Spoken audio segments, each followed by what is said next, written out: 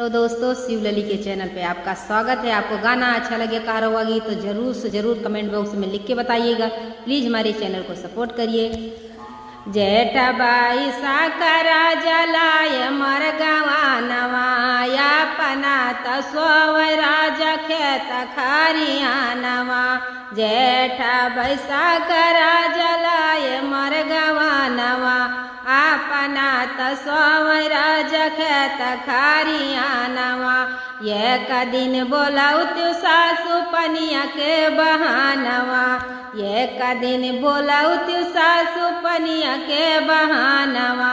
दाएं हाथ कालर पकड़ बाएं हाथ कानवा। चाटर चाटर मार लाग्यो सासु के समानवा।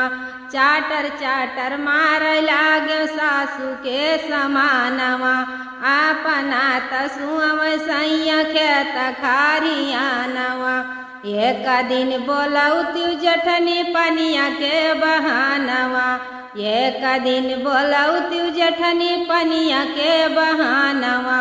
दाएं हाथ कालर पकड़ी बाएं हाथ कानवा। चाटर चाटर मार लाग्यो जठनी के समानवा। अपना तसुअव सैया खेत खारिया नवा। जेठ बाई साखरा जलाय मर गवा नवा।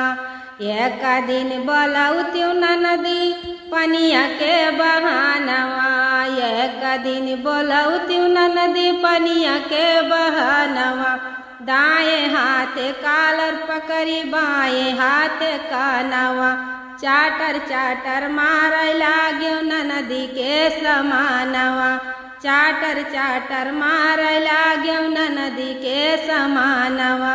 जेठ बाई साखरा जलाय मर गवा नवा। अपना तसुअव सैया खेत खारिया नवा। अपना तसुअव